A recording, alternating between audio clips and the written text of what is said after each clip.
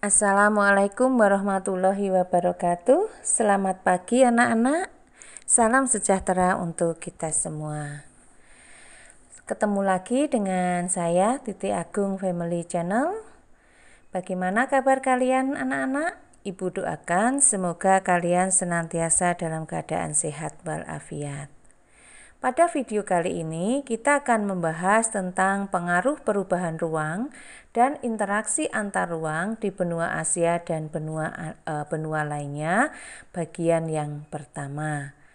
Yaitu kita akan membahas tentang interaksi antar ruang dalam bentuk perpindahan penduduk dari desa ke kota. Terima kasih kepada Bapak Ibu Guru dan anak-anak yang sudah klik subscribe. Bagi yang belum, jangan lupa klik subscribe dan tombol loncengnya ya, supaya kalian senantiasa mendapatkan notifikasi dari video terbaru saya. Baik anak-anak, interaksi keruangan adalah konsep yang memberikan gambaran mengenai adanya kondisi saling mempengaruhi dan ketergantungan antar komponen ruang muka bumi. Baik antara faktor alami, faktor alam dengan manusia, alam dengan kondisi sosial budaya, maupun antar faktor sosial. Pengaruh perubahan ruang dan interaksi antar ruang di benua Asia dan benua lainnya kita kelompokkan menjadi dua, dan keduanya akan kita bahas dalam dua video terpisah.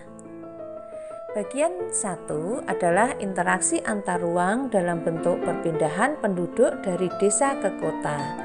Itu yang akan kita bahas pada video kali ini. Bagian kedua akan membahas tentang interaksi keruangan dalam bentuk perpindahan penduduk antar negara dan antar benua. Dan itu akan kita bahas pada video berikutnya. Baik, kita bahas bagian pertama ini tentang interaksi antar ruang dalam bentuk perpindahan penduduk dari desa ke kota. Di Asia, perubahan ruang terlihat dari alih fungsi lahan, dan banyak daerah di Asia berubah menjadi daerah perkotaan. Sebagaimana kalian bisa melihat pada tayangan video di background ini, di mana wilayah desa sebagian besar sudah beralih menjadi kota-kota satelit anak-anak. Nah, perubahan tersebut mendorong terjadinya interaksi antar ruang dalam bentuk perpindahan penduduk dari desa ke kota. Pada tahun 2015, sekitar 47% penduduk Asia tinggal di daerah perkotaan anak-anak. Mari kita lihat negara di Asia yang memiliki penduduk kota lebih dari 50%, yaitu Singapura, Jepang, Korea Selatan, Brunei Darussalam, Arab Saudi, dan Uni Emirat Arab. Kita juga melihat negara di Asia yang memiliki penduduk kota kurang dari 50%. Nah, mana saja anak-anak? Mari kita lihat satu persatu. Yang pertama adalah India, disusul Thailand, Vietnam, Myanmar, Mongolia, Laos, Nepal, Bangladesh, dan itu adalah negara-negara yang menggambarkan wilayah dengan penduduk perkotaannya kurang dari 50%. Baik anak-anak, kita akan melanjutkan lagi adanya dampak interaksi keruangan bagi desa anak-anak. Kita melihat dampak positifnya. Adanya interaksi keruangan bagi desa ternyata menimbulkan dampak positif anak-anak.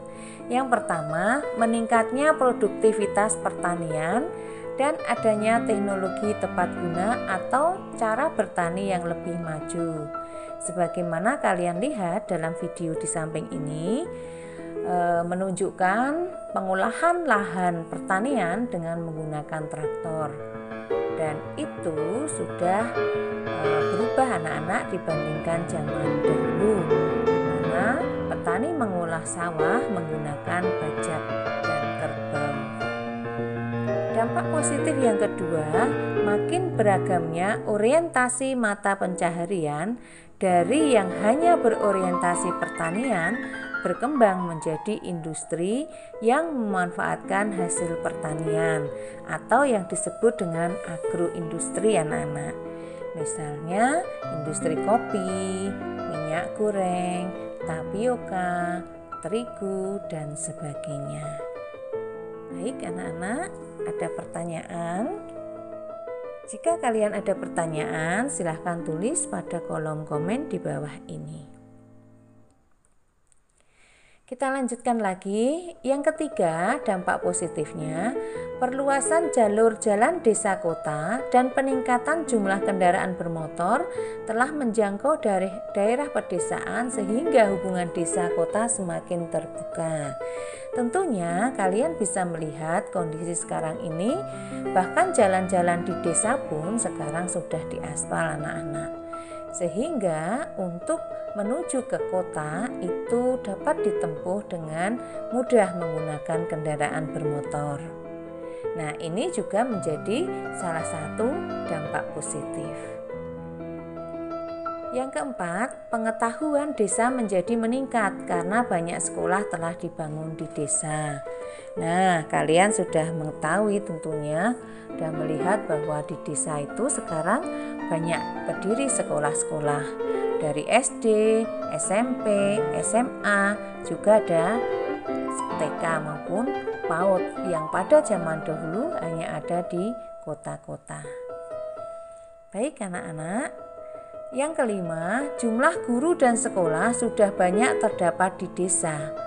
Hal ini memungkinkan menjadi penggerak kemajuan penduduk desa melalui pendidikan. Angka buta huruf penduduk semakin berkurang anak-anak. Yang keenam, dengan adanya pengetahuan tentang kependudukan bisa sampai ke masyarakat desa yang umumnya memiliki banyak anggota keluarga. Kesadaran memiliki keluarga kecil telah diterima oleh masyarakat desa. Jadi pada zaman dulu petani itu memiliki anak yang banyak anak-anak. Anak yang banyak ini dimaksudkan akan menjadi tenaga kerja yang membantu dalam mengolah sawah. Itu pandangan yang berkembang sebelumnya. Dengan adanya interaksi desa dan kota, sekarang ini kesadaran masyarakat terhadap kependudukan anggota keluarga dengan jumlah yang lebih sedikit itu semakin meningkat anak-anak, apalagi didukung dengan mahalnya biaya pendidikan. Baik, kita lanjutkan. Yang ketujuh, dengan peningkatan kegiatan wira swasta yang menghasilkan produk yang berkualitas seperti kerajinan tangan, industri rumah tangga, teknik perhubungan dan perbengkelan, serta peternakan bisa dilakukan karena pemerintah turun tangan. Jadi pemerintah memberikan bantuan berupa kredit yang lunak atau kredit jangka panjang juga untuk para pengrajin dan para UMKM anak-anak. Ya, kita lanjutkan lagi. Adanya seperti koperasi dan organisasi sosial yang berkembang di pedesaan telah memberi manfaat dalam peningkatan kesejahteraan penduduk dan pembangunan desa. Kalian bisa melihat mungkin di sekitar kalian banyak industri-industri kecil, industri kerajinan tangan yang dikembangkan oleh masyarakat sekitar anak-anak. Sebagaimana kalian bisa melihat dalam tayangan video ini. Baik anak-anak, kita lanjutkan lagi. Tapi sebelumnya jangan lupa klik subscribe dan tombol loncengnya ya, supaya kalian senantiasa mendapatkan pemberitahuan jika ada video terbaru saya. Sebelumnya kalian sudah mempelajari dampak positif, kita akan membahas sekarang dampak negatifnya anak-anak. Yang pertama adalah lunturnya orientasi pertanian. Artinya masyarakat golongan muda, terutama golongan muda, sekarang sudah tidak tertarik lagi bekerja di sawah anak-anak. Mereka cenderung memilih pekerjaan yang bekerja di tempat-tempat yang bersih, tidak seperti sawah. Misalnya di counter HP, jadi buruh pabrik, jadi satpam dan sebagainya. Ini menunjukkan lunturnya orientasi pertanian. Yang kedua, meningkatnya konsumerisme dan kriminalitas akibat siaran TV. Nah, siaran TV ini membawa pengaruh yang besar kepada anak-anak.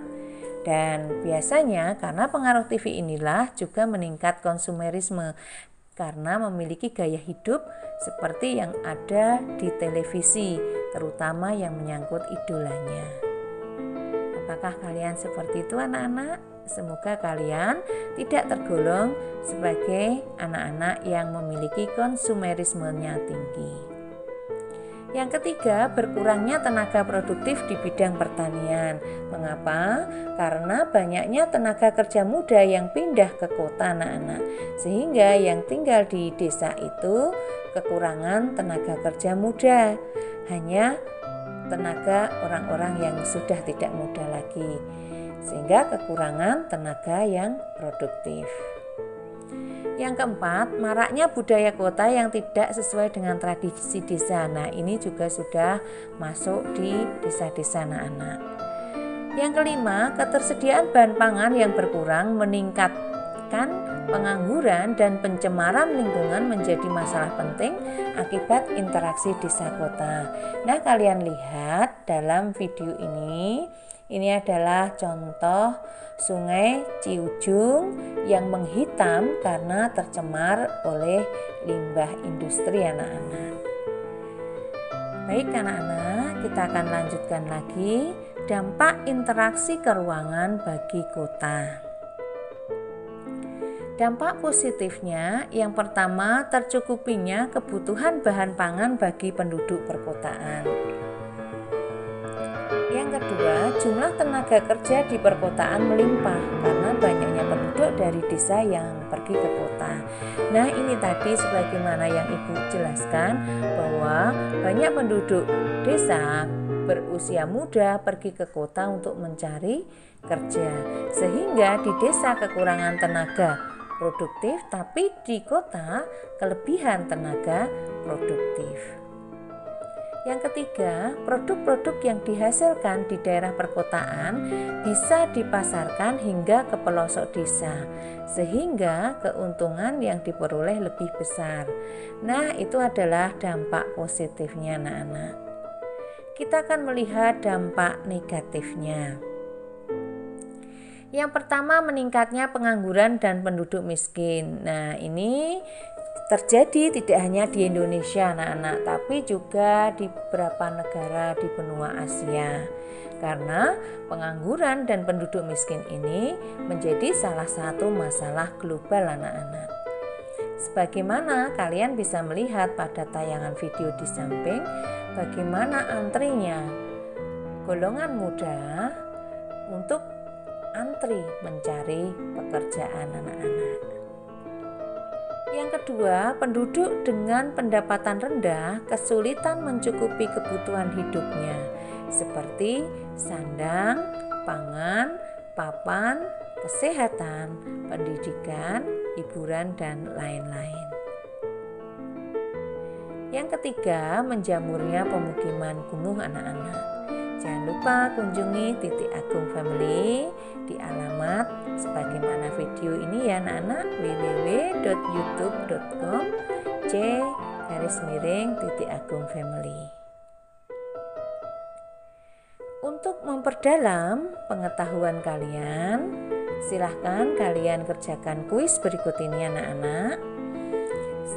Yang pertama, mengapa desa disebut sumber bahan mentah bagi kota? Yang kedua, sebutkan 3 alasan penduduk desa pindah ke kota.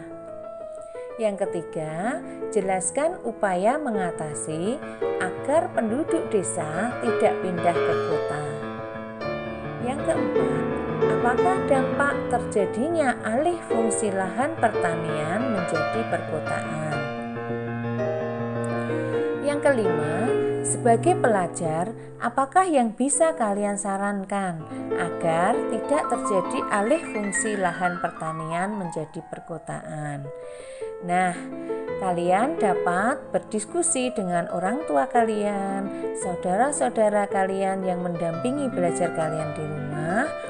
Juga kalian bisa berdiskusi dengan teman kalian, juga bisa menanyakan kepada Bapak Ibu guru di sekolah kalian. Anak-anak, video berikutnya kita akan membahas tentang pengaruh perubahan ruang dan interaksi antar ruang di benua Asia dan benua lainnya pada bagian kedua, yaitu tentang interaksi keruangan dalam bentuk perpindahan penduduk antar negara dan antar benua. Temukan video lainnya di Titik Agung Family dengan alamat http://youtube.com/c/Titik Agung Family. Channel ini berfokus pada pembelajaran untuk siswa, referensi guru, dan aktivitas sekolah.